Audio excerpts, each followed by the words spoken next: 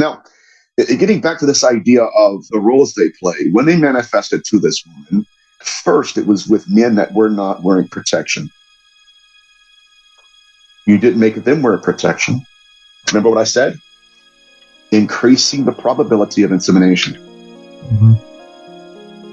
So again, this whole aspect of, okay, I'll play the game with you, and there are roles to be played. But at the end of the day, it's not Jeremy, it's not Andrew. It's not Ted Rice's grandfather.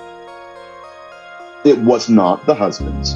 In Genesis 6, they were not the husbands in the Apocrypha of John. But there was something that wanted to use the mortal portal as a means of self-replicating their species. And I think that's where we are.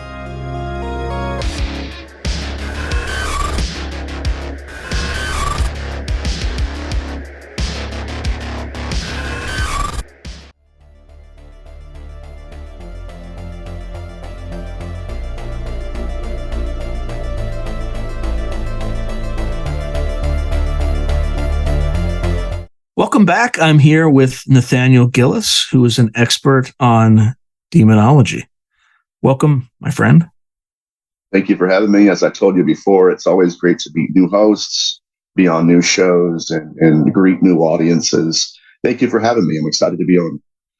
Yeah, I'm excited to talk to you. So, as we were talking about before we started recording, this is a topic that I haven't broached on this show at all, and you're going to be the first. And the reason that I want to cover it is there are a variety of different explanations for what everybody is calling the phenomena, right? From cryptid sightings to ghosts to UFOs, even you throw on remote viewing, precognition, things like that.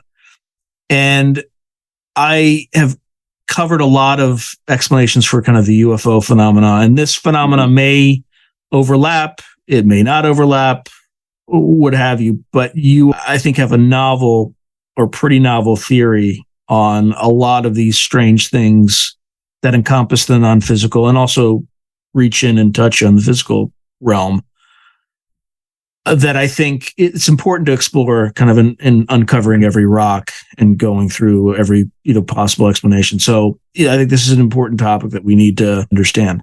So with that, how on earth did you decide to study something so dark? Oh man, it was not my intention. I never woke up one day and decided, hey, you know what? Let's study the most malevolent beings in history. That wasn't my intention. But what was instrumental in the development of my research was my encounter with this phenomenon. When I was 8 years old, my parents had moved into a new house, and that house had a malevolent entity within it. I can remember just touring the home before we moved in, and I witnessed a full-bodied apparition hiding underneath the bed. It was very interesting because I was a young kid playing my little Game Boy, and I look, and there is this, it looked just like a little girl. She had long black hair, wearing a white linen dress, very antiquated. Once we moved to the house, that little girl didn't exist, like literally. She never lived in that house, did not live in the neighborhood like I surmised she did. She did not. But upon moving into the house, the entity mutated in its pathology and its manifestation. That's when I realized for the first time in my life, not only is something out there, that it can be physical and non-physical at will. It was, my God, at nighttime, I could hear voices talking above my head, shadow people, shadow figures moving in my room. I could hear it displacing its weight on the wooden floors. So that was my very first encounter, if not confrontation, with whatever we're going to be discussing today. But that was instrumental in my pursuit of this research. And so I didn't know what it was I encountered. And so I just decided to plunge headfirst into demonological literature in the Middle East and antiquity, Mesopotamian texts, and all the way up onto modernity. And it was very interesting. Number one, I knew I wasn't crazy. And hopefully I thought, man, maybe there's somebody else out there that has been through what I'm going through. So that's what got me into this. Quick question. for you. And I doubt you've ever been asked this question. So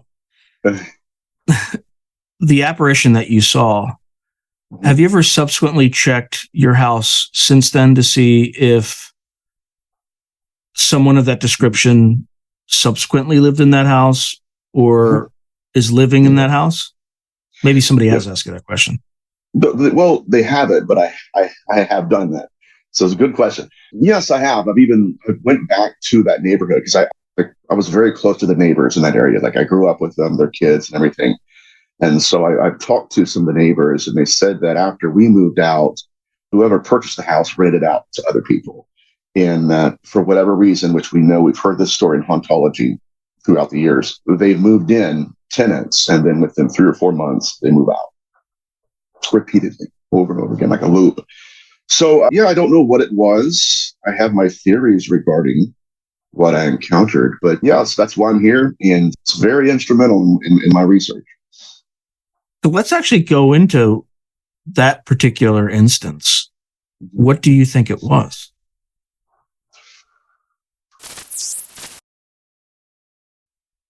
I don't know. I really don't know. I know it's pathologies that would project fear upon me. I mean, again, people are going to be watching, listen to this. You have to picture an 8-year-old boy who has no frame of reference for addiction, for methamphetamine, for alcohol, or even suicide. It was literally not in my world. But I can remember going into dream states at nighttime. I would slip into these nightmares. And the nightmare was a looping nightmare. It would end, but it would start right back up where it ended. And so in this nightmare, I would always be in black and white, and I would be approaching a shelter area in a park where they would have family reunions and birthday parties.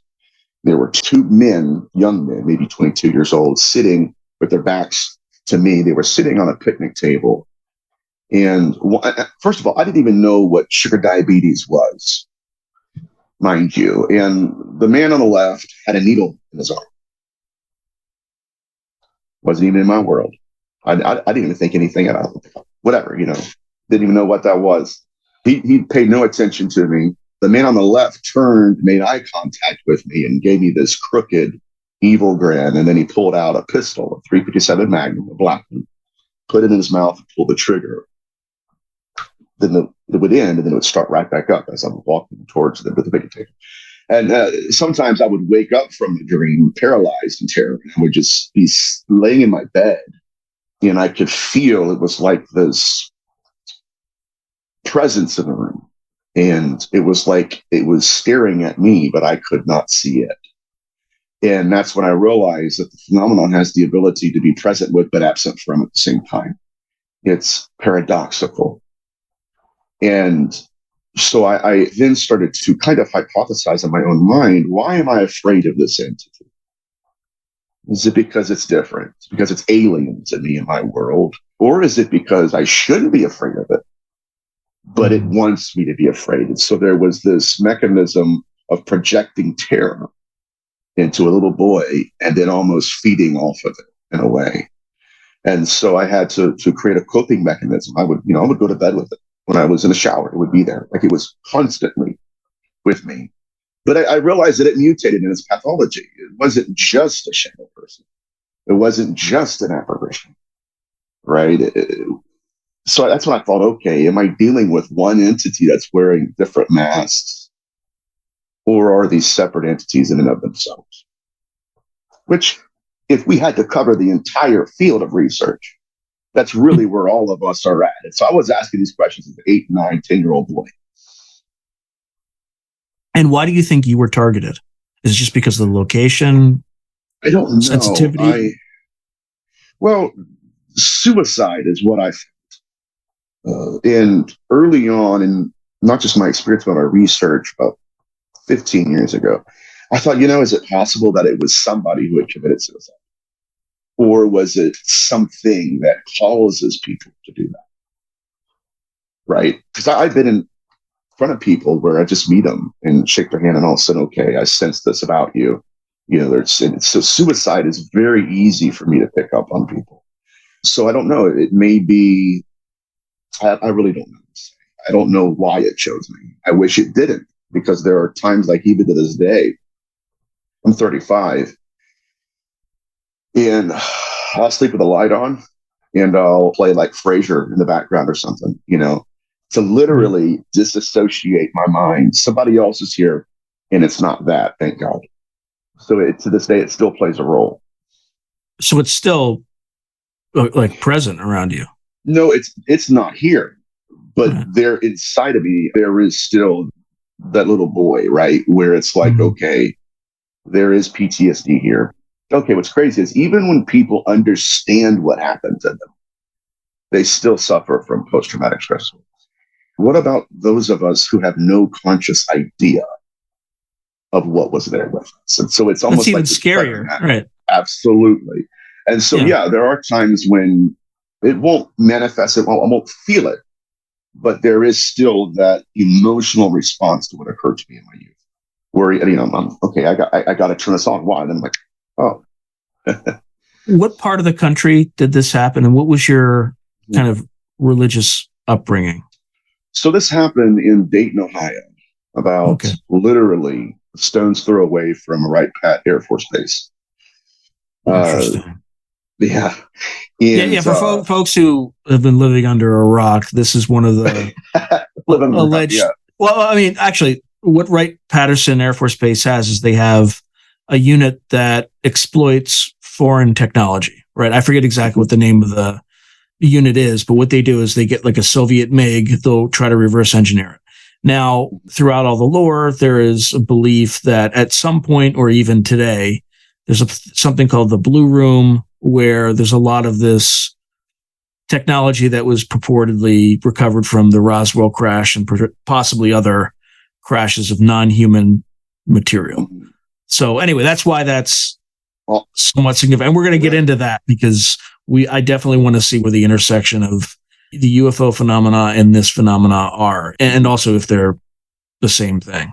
Okay, so you grew up near Wright-Patt. That's important. That's huge. I have family members that are working there and have worked there in the past. So, I mean, I grew up in Dayton. I've been there as a kid a billion times, not even realizing that, hey, there might be something underneath my feet. And there most likely is. So it's exciting, but it was in Dayton, Ohio. And like I said, a stone's throw away from Wright-Patt Air Force Base. My religious tradition growing up is very unique. It was Pentecostal. And so very strict. And that's strict. Like tongues and speaking in tongues? Yeah, we did not do the snake handling and all that. No, but I mean, it was very strict. We could not watch television. I couldn't wear shorts. It was just almost like a cult. So that was my tradition. And what was very difficult was trying to tell people from that church my story. They had a little school that I attended as a kid. And what would happen to me, like I said, is I would try to stay up all night long. I would turn my lights on, and the fear that was present in the room was paralyzing. And so for some reason, again, I had no frame of reference of vampirology or night terrors, anything. But in my little mind, I thought to myself, well, if I can stay up until the sun rises, this thing can't touch me. It can't do anything to me. And so I would stay up until the sun rose, and I'd get about 45 minutes of sleep before I had to get up and go to school. But then when I went to school, I'm passing out. I stayed up the whole night, and finally I'm around people. I'm not afraid. I'm not terrorized. So I would fall asleep at school. My grades plunged. Teacher, parent meeting, conferences, all that stuff. It took place often. It was a very trying time for me, but that was my tradition. They really had no room for this. Right. I mean, everything is, and this is so funny as a demonologist, everything's a demon. And there was no real discourse on what I was experiencing, why I was experiencing it. Well, that's just a demonic attack. Okay, let's have that conversation. You can't just say that and throw it underneath the rug. So that, I guess, it left blood in the water, in a sense, because I'm like, well, I don't believe any of this. I think there's much more to this phenomenon that's going on. And so that's when I decided in my own heart, okay, yeah, they have some things going on, but I'm going to dive into the data, as much data as I can find, documentation of it, case studies, and see if there isn't the iceberg effect going on, where this is all we see, but it's not all that's present. Now, how did your parents react to that? I mean, you're obviously not sleeping. They obviously have to see that. What did they do to try to help? Or Man, they were going through things themselves that I had no idea of at that age. They shared very little of it with me. My dad was working first shift, so he would get up at like 4:45, 5 in the morning. And what I was doing is I would literally pull my mattress off my bed, drag it into their room. It's only 10 feet away. But for some reason, not being in my room and being in theirs made me feel more comfortable. So there were times when I'd wake him up and he would be frustrated. I got to get up in an hour and a half, and I got a full day ahead of me. Like, just, nothing's in your room, go back to bed. So there was a certain point when I realized that I had to encounter this. I had to confront it. I had to do this all by myself. Not that they weren't bad parents. They're amazing parents. I love them to death. They're amazing. It was just that for whatever reason, maybe it was designed this way, that I had to go through that. And obviously, we all try to rationalize our trauma. So I say I had to go through it so that I could be doing shows like this with people of your caliber who can bring this subject to audiences that are interested. Did you ever tell them explicitly what was happening to you, or did you kind of keep it to yourself because the topic was so weird? Yeah, well, I realized that if they're not going to believe someone's in my room, they're not going to believe what's happening to me either. Like, someone has to be in my room for it to happen. So it's like, okay, if you're not going to believe this, I'm not going to tell you this. I can't. You think I'm crazy. You already think I'm crazy about this. So there was this kind of bargaining chip I had with them where it's like, okay, there is something. I don't know what it is. Call it something with a capital S. I didn't know what it was. I didn't know if it was divine, semi-divine. I didn't know if it was demonic, alien. No idea. But I did try to communicate some of it with my parents, or to my parents, rather. It's so funny that I think the only time my dad actually acknowledged something was in the home was when we were moving out. And we were loading up the truck, and he looked at me and goes, son, he goes, I never wanted to encourage what was going on with you. He said, there have been more than one occasion where I've been in the basement or walking up the stairs where I felt something was watching me. Like something, like consciousness was present. And he couldn't see it, could not locate it, but it was there. So that's, thankfully, that really kind of helped me understand, okay, I'm not crazy, number one, which even furthered my interest. If I'm not crazy, then other people who are reporting this phenomenon are not crazy. Then I got, okay, so maybe I need to reach out. Maybe I need to go to the library. And that's what got me into reading literature. And then last question on this particular incident. Did you have a sense that it was tied to you or attached to the house or something else entirely?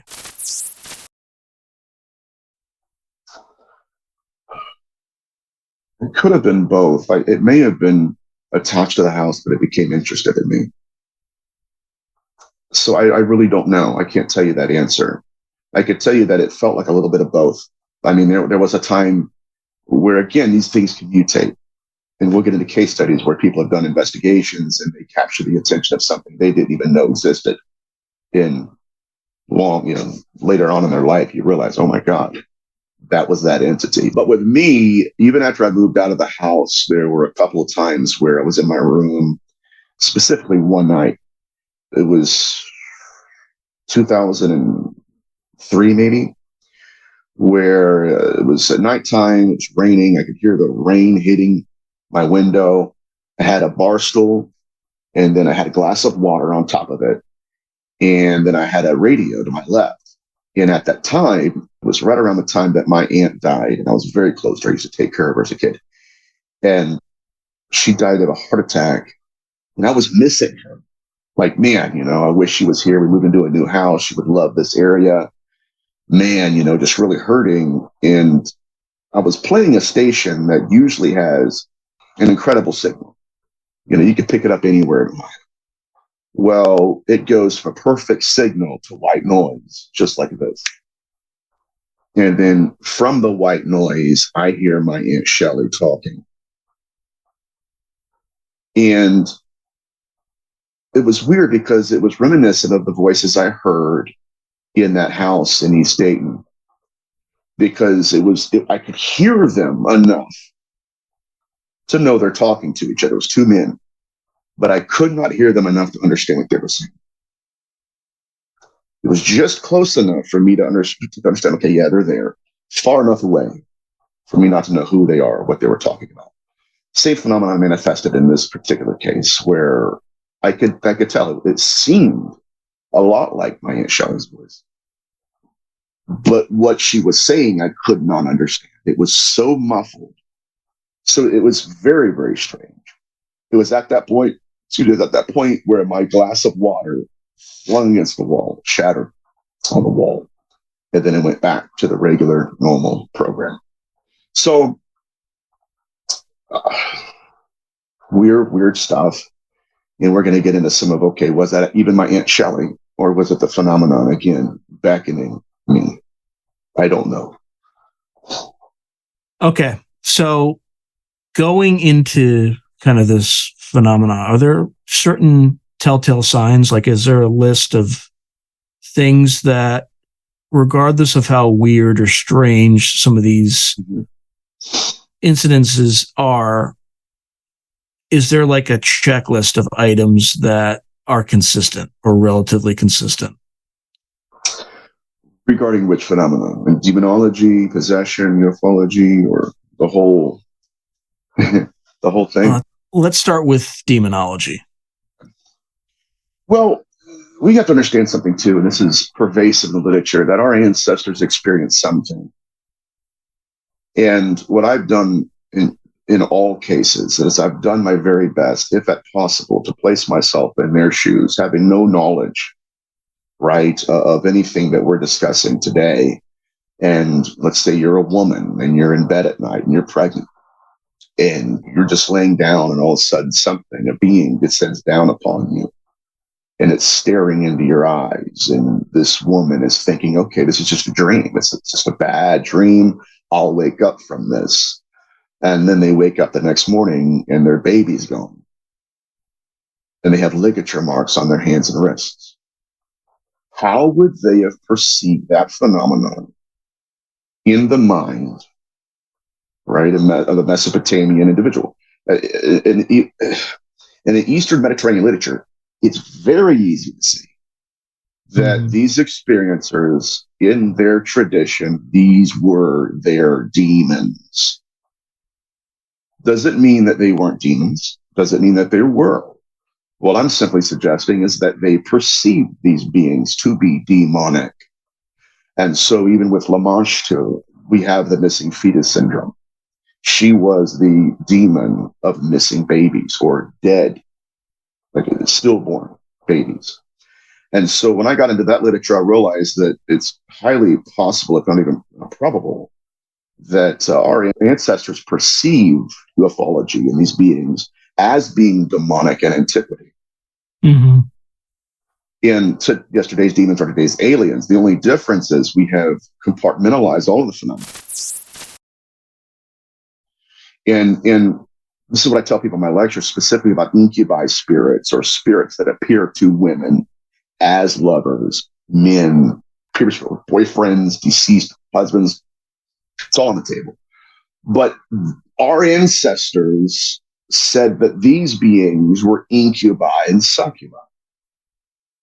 And so when you get into demonological literature, you have incubus, so the incubi spirits, manifesting to women as dream demons, inducing them, hello ufology, inducing them into dream states, forcing them to make decisions that were not solely based on reality. Mm-hmm. I will conceive this child. Well, whose is it? No idea. Then why did you make that decision? Well, I was given a certain information, I guess, certain sets of data where I made that decision. But was that data correct? And so in Antiquity, the Apocryphon of John, it's an Egyptian, it's a Coptic manuscript written and preserved by Egyptian monks, talks about this phenomenon in great detail, where women would be in bed at night or just hanging out by themselves. and an entity would manifest to them in the image of a lover or their husband. We see this often in ufology. They saw it in antiquity. And inducing them into dream states, they would stare into their eyes, just like David Jacobs refers to, Bud Hopkins. We call it the missing fetus syndrome and the UFO abduction phenomenon. But what we're witnessing in real time in this particular case study, it's not either or. It's all of the above. And I can go on and on. So I don't want to ramble, but I'm starting to get really passionate about this stuff now. So I'm getting in the vein. No, keep going. Keep going. Keep going. So what we have here is an instance. Let's take a case in ufology. Dr. Carl Turner was working with a gentleman by the name of Ted Rice. Ted Rice was abducted along with his grandmother. And we see the scenario play out over and over again. This entity tries to mate with his grandmother. The grandmother says, I've never been intimate with any other man than my late husband, who has been dead now for years. Okay? That's one portion of the event. Next thing you know, from the shadows emerges her husband. What are you going to do now? You've given me a role to play. Now I'm stepping into the role. So what we've done throughout history is said, okay, that's an incubi spirit. We have case studies of that, thousands of them.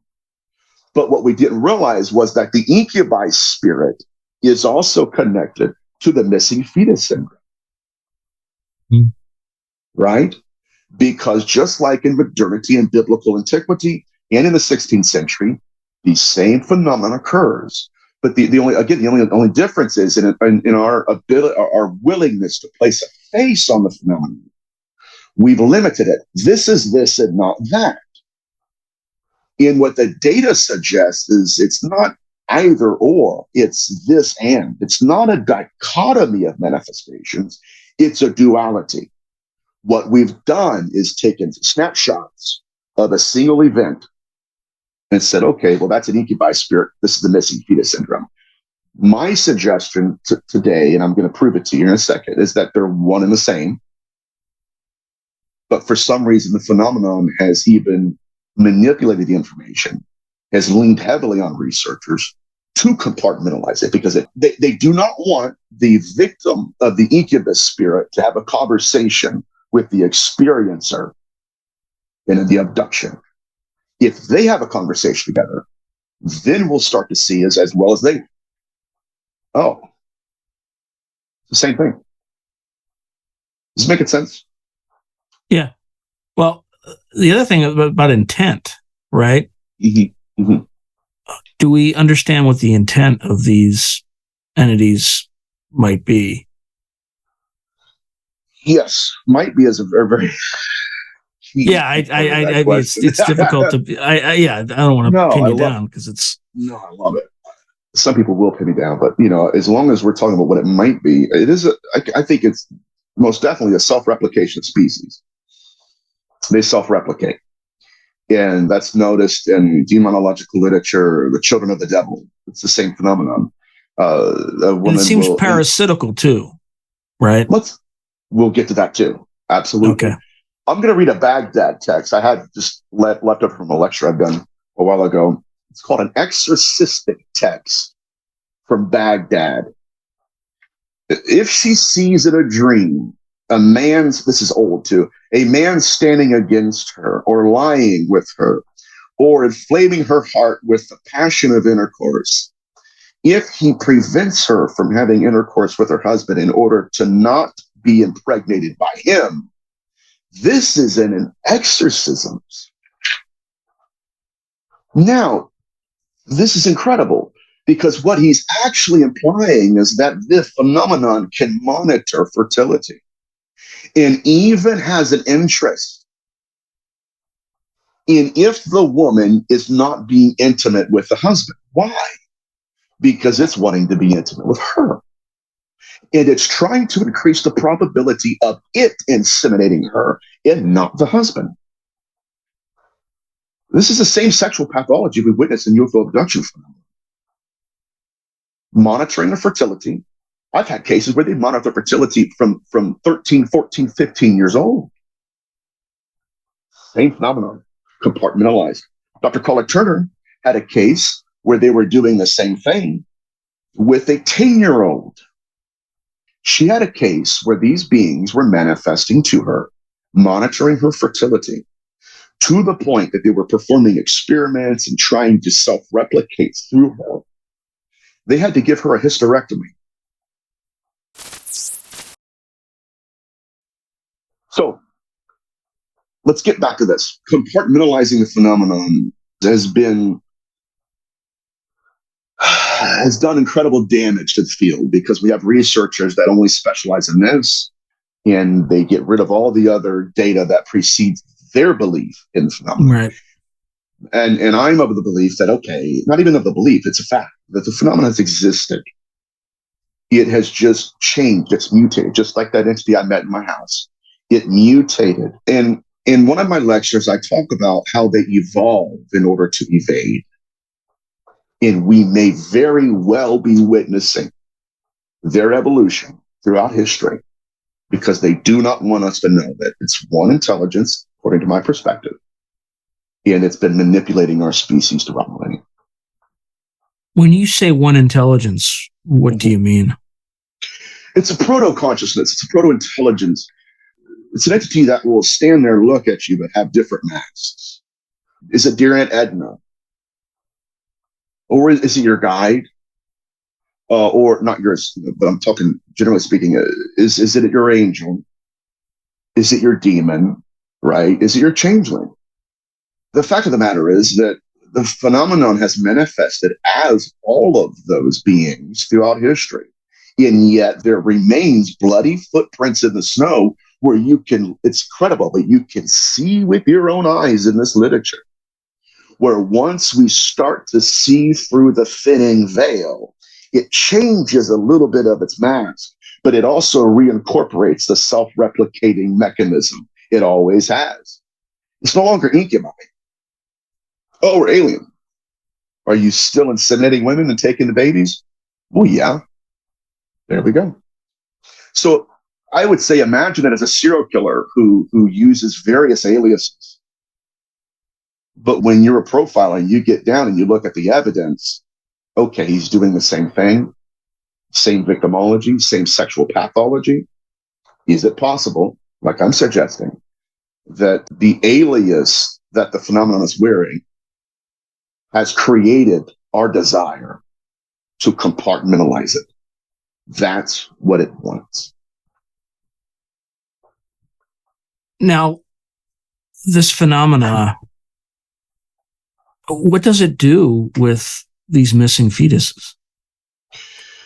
Well, if we get to the Apocrypha of John, again, it's fascinating because it was dealing with apparitional beings, specifically where they would descend down upon women, stare into their eyes, and take seed that it took.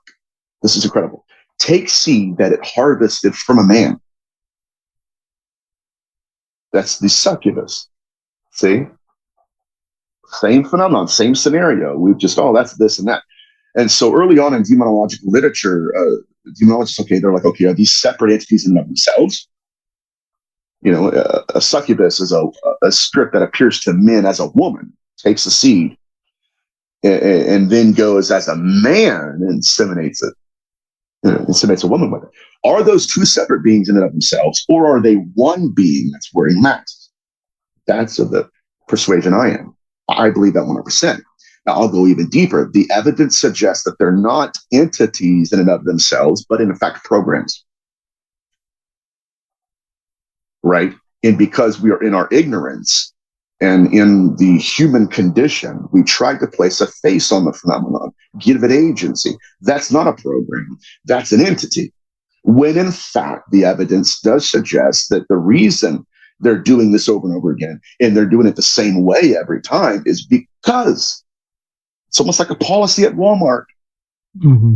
The deception will always work. I had one case in India where the woman said that the entity, not plural, the entity, had manifested to her as all 7 of her former lovers. Now, If this is a new phenomenon, then why am I finding cases of this thousands and thousands of years ago? Now, this gets back in the control mechanism. If the phenomenon can convince us that it is new, then that means that there is a new origin. Mm-hmm. But if we realize that that too is a lie, then now we can say, now we have case studies we can pull into the mix and start to get a better idea of what it's doing. So getting back to this case in India, it was working this individual almost like a safe, spinning the dial. Will you consent now? What do you mean? What do you mean by that? Oh, well, I'm Andrew. We met at the club. No, you're not. Okay. Leaves. Comes back. Hey, I'm Jeremy. Remember me? Spinning, right? Now, here's the problem, though, and I say consent very loosely because it really isn't consent. They're presenting their victims with information that is not correct. And when that happens, the individual bases their decision on falsified information. Now, getting back to this idea of the roles they play, when they manifested to this woman, first it was with men that were not wearing protection. You didn't make them wear protection. Remember what I said? Increasing the probability of insemination. Mm-hmm. So again, this whole aspect of, okay, I'll play the game with you, and there are roles to be played. But at the end of the day, it's not Jeremy, it's not Andrew. It's not Ted Rice's grandfather. It was not the husbands. In Genesis 6, they were not the husbands in the Apocrypha of John. But there was something that wanted to use the mortal portal as a means of self-replicating their species. And I think that's where we are. And is there a physical component to it, or is it non-physical, but they need this mechanism in order to anchor something? I think it's both. Here's why. Because in the Apocrypha of John, it says they manifested first as apparitions. And that during the insemination of the woman, we see this often in ufology and abduction phenomena, they stared into her eyes. And this is very unique in their pathology. David Jacobs suggests, and I agree with him, that they're hacking the optic nerve. But I will go deeper. Directly behind the eyes is the part of our brain that tells us whether or not what we're experiencing is in fact real. It's like when you go to a movie, virtual reality scenario, and you're looking, okay, yeah, I'm shaking when the sound's on, and oh my God, it's a gunshot. Yeah. But that part of your brain that says, okay, Nathaniel, it's not real. Oh, okay. Thank God. That's what they're hacking. That's why in the 16th century, that's why in modernity, that's why in antiquity, these women, it's just a dream. I could do whatever I want in a dream and nothing happens. These aren't even real entities. And then when they wake up and go to work, they're inseminated, they're pregnant, and they have ligature marks on their wrists and ankles, rather. So whatever we're dealing with is hacking our ability to believe. And it knows why we're willing to believe in reality. What are we using to perceive this world? And in many cases, we're being blinded by our own vision. I see it's my husband. It has to be my husband.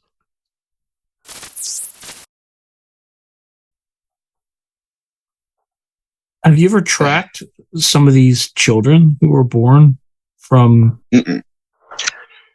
They're taken. They're taken. I know of one case of Dr. Carla Turner's book, Taken. Yeah. It's kind of funny. Where, again, it's not, people always misunderstand this, even people in the field.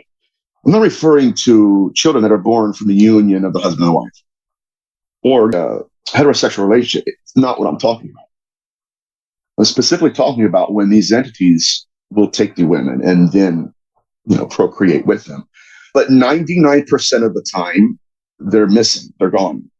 Now, early on in their pathology, this gets into Eros and evil witch literature, when these witches, or whatever we want to call them, whatever they call themselves, they would encounter these beings would inseminate them with babies and fetuses, and they would give birth to them. And then they would hide them, or they would literally give birth to them, and that's if they did. And then all of a sudden they'd be missing. The child, oh my God, it's a newborn. Okay, it's crying. Okay, where's it at? I have no idea. It's gone.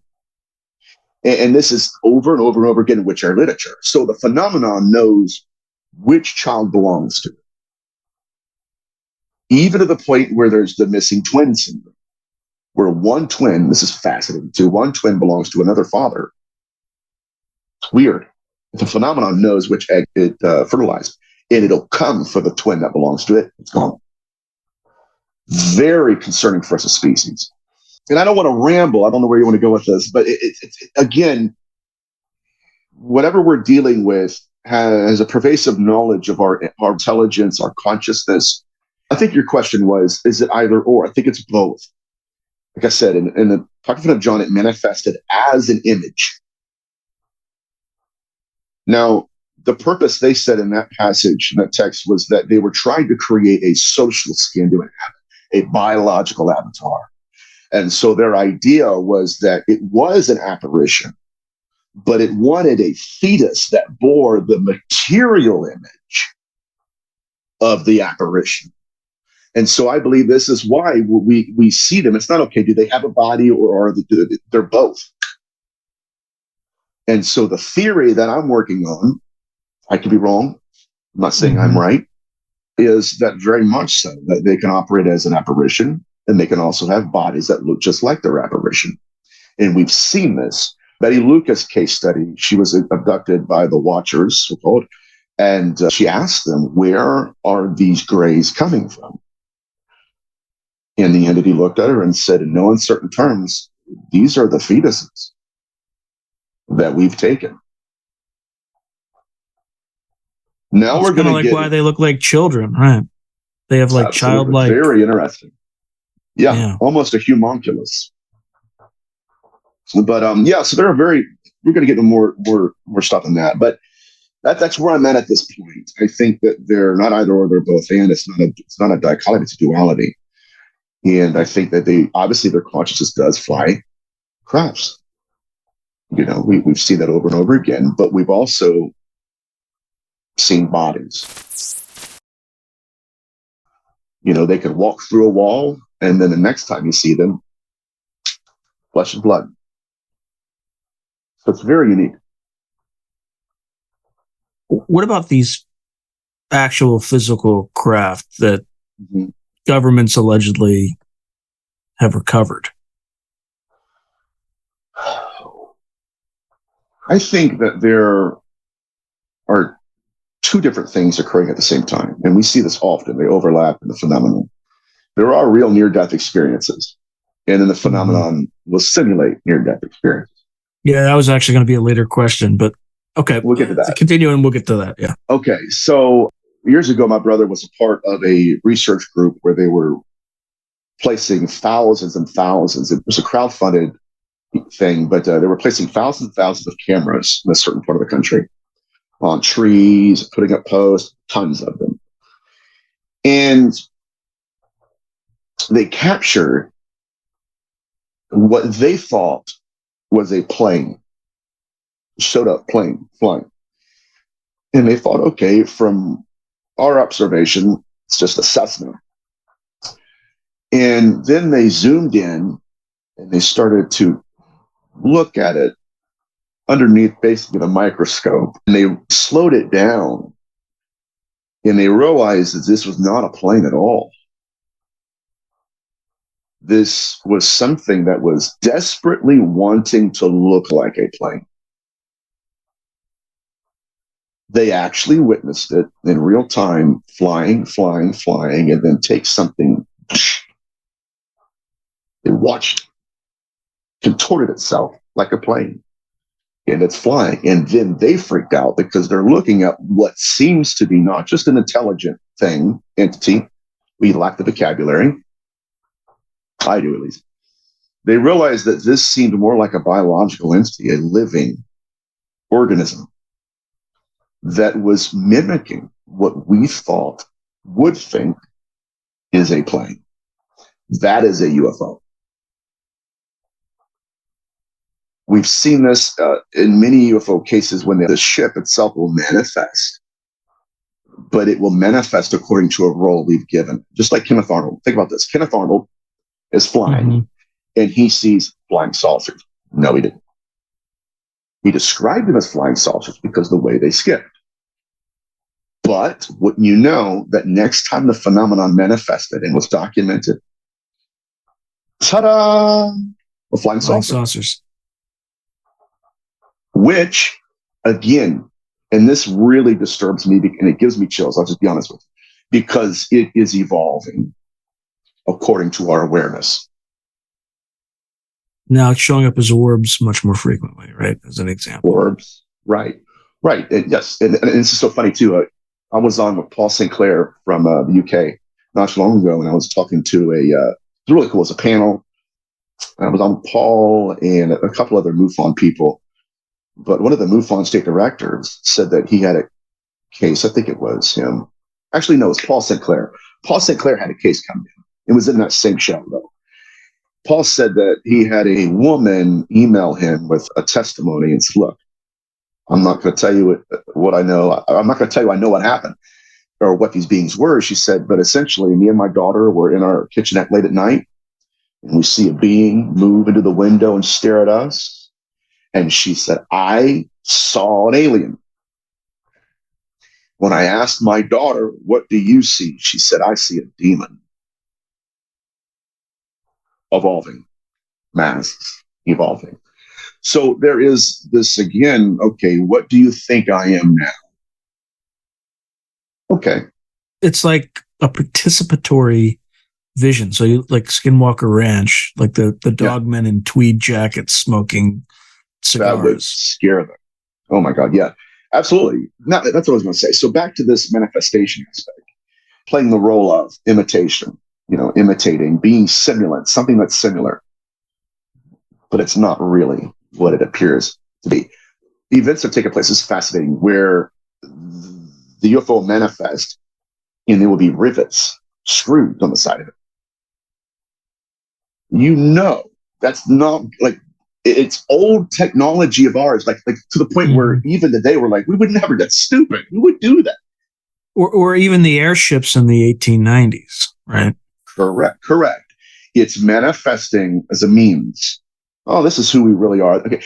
And when you hold it to scrutiny, that's not interspace travel. You can't do that with it's not feasible. Right. Right. It screws like, okay, sure, that'll work. We're going to do Mach 1, but when you start to realize it, you're looking at this and thinking, okay, is this a manifestation of something? Right. And so I do believe that there is the real phenomenon. And I think that plays a major role in it. I also do believe that it can be physical. It's not just nuts and bolts. It's something else. And it's not something else. It's also nuts and bolts. It's consciousness. It's all intertwined. But I do also believe that our black budgets have created a lot of this. I mean, a lot of it. And that we don't want our enemies to know, and we don't want people to know it's our enemies. But I think, again, that there's two different things going on at the same time. I hope that answers your question. If not, I can be more specific. So just to clarify, is there a chance that much of the UFO phenomena is this single entity, and there is, again, possibly legitimate extraterrestrial travelers or interdimensional travelers? Like, in other words, when you say not or but and, it could mean a variety of different things. It could mean this thing is manifesting as everything, right? Sure. Or it could mean that there's, a multiverse of different species and entities, and this is just one mimicking itself as another. Correct. I think that obviously everything's on the table, but I'm leaning towards a singular proto-intelligence that is orchestrating all of this. And if you look at Bigelow's last interview with Jeffrey Mishlove, Bigelow's very tight-lipped. You know, he signed in NDAs with our government, and I know people that have been there and done investigations on the property. A lot of what's coming out, some of it's real, some of it's not. Most of what they've documented and the truth they know is it's sealed. Give it to the government. You guys know, we're good. See ya. I know that because I've had conversations with the investigators, like literally friends of mine that say, okay, yeah, you know, and whatever. But he even suggested, he said, okay, he's like, okay, so here's what we encountered. ET, ghosts, demons, the deceased, disincarnate, all of the above, cryptids, all of the above, possession cases. On Skinwalker? On Skinwalker, absolutely. Absolutely. And this is not just with Bigelow, but also with the new owner. I forget his name now. The new owner. Brandon Fugal. Yep, absolutely. And so if we look at this particular case study, because at the very end of that Mishlove interview, that Bigelow just lit a firework and threw it out. See what happens. See if people are going to pick up what I'm putting down. Because Bigelow says, after all of our data, documentation, after all of our experiences, everything we captured, he said it is our opinion, that we're dealing with a singular intelligence. That was huge for me. That is wearing all of these masks and manifesting as all of the above. Now, if we take that foundation and try to build a theory, the implications for us is really terrifying, because then that would mean that there is an intelligence out there. Now, again, is it one being? It's not what I'm saying. There's a tradition. There is an hierarchy, at least, something there that's underneath one umbrella, I should say. But if we're going to look at what they know about us and the way they're employing these masks to manipulate us, it does not bode well for our species. To impregnate women without their permission, to take the child without sometimes their own awareness of it till the next morning, to appear as a former lover, to hack, to literally bypass our instinctual awarenesses, and then to rip the mask off at the last moment. It's quite disturbing. And I will say this, there's more of that happening in this field than we would like to realize, to the point that even some of the studies that are taking place, I won't mention which one, but even documentaries, if the experience is negative, dismiss it. Move on to something more positive. Because it's like human mutilations, right? Like when we see cattle mutilations, like there's also human mutilations, but the entire field. Absolutely. I've been looking at this for 2 years. I never heard of it until recently, right? But it's like it's buried. But yeah, continue. Sorry, I didn't interrupt. It's okay, man. You're good. Yeah, absolutely. There are certain aspects of the phenomenon people would rather not deal with. And this is going to be a kind of a shock, because I'm pretty sure I'm going to be speaking at a lot of large conferences next year. And it's going to be interesting because, to my knowledge, there isn't another demonologist in the field that is bringing this to the forefront.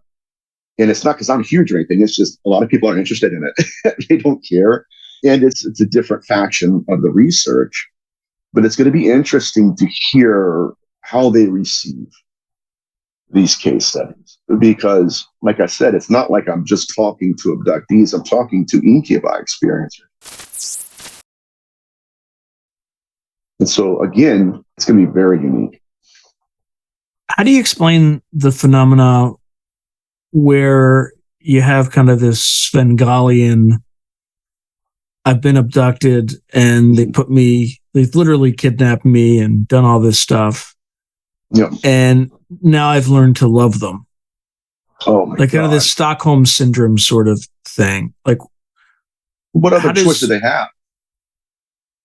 To fight, I hope, if there's a way to do that. Well, I think, again, and I was discussing this with one of my mentors, the phenomenon, there are many ways we can hypothesize our way out of being victims. And there are many ways that they've lied to us. Oh, you have a soul contract. You deserve this. You agreed prior to you existing in this incarnation. You agreed that one day I will assault you. Huh? Do we realize how? So I'm not going to be that unfiltered. Do you not realize how stupid that would sound if it was placed in any other social without laying judgment? Irrational, let's say. How irrational that sounds. Right. Well, yeah. And you're right. They are kidnappings. They're not just abductions. I mean, they're I know they're the same thing. Like if a human did this to another human, it would be kidnapping. Right. Unless that human said, well, I'm an alien, then we're good. Exactly. I mean, it's really where we are. It grieves me. And it's like, what the heck? I was going to do Tim Robinson. I don't know if you like Tim Robinson from I Think You Should Leave. What the? No. Dude, so it makes no sense unless it was somebody. Again, okay, the Stockholm syndrome. Let's get back to that because I have ADHD. My mind goes 1,000 miles an hour. But do I know why they're doing that? Yes, I think they're trying to rationalize trauma. 100%. And our government knows that. You look at some of the experiences that you've mentioned. Yeah, the government told them that. Oh, well, you have a 12-year period of recovering from it, and then you'll be enlightened. Yeah, let's address that head on. So what do you make of the Chris Bledsoe? Oh, my God. Experience? Well, they're making profits. They're making profits out of people. And here's the biggest thing. You have to understand where I'm at. Okay, thankfully, my research has kind of bridged a lot of gaps. And so what's happened is I've been able to talk to Catholic priests, demonologists, exorcists, ufologists, incubi victims, experience the whole lot of them. And yeah, this whole thing again of ufologists, okay, we don't want anything about religion being brought into this field. Well, they're the ones bringing it. Yeah. Like, regardless of what we want this to be, regardless of how we want to shape and mold the discourse we're going to have. Listen, when he's coming out saying that Jesus told him that Ra is God. He said that? Either him or the son. The son said, my father was told. Yeah, right? Now, it's likely the son. Right. This gets back to something that is pervasive in these encounters.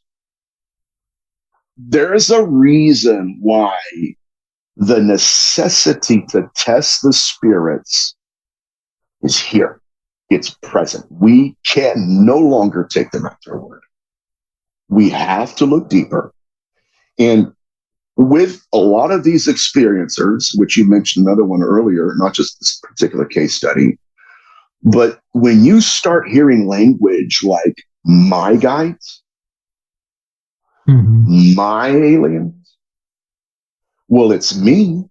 Of course, I'm the right. That's when you start to realize that the phenomenon is starting to really show its nature. In it's looking for a mediator. And we're going to get on that in a second, which it's really interesting to me. All right, my friend, this has been absolutely fascinating. And I look forward to delving more into the kind of UFO side of this, which we're currently discussing. So I appreciate you. Thanks, brother. If you enjoyed this video, please click on like, subscribe, and the notification button so that you're alerted anytime I post something new.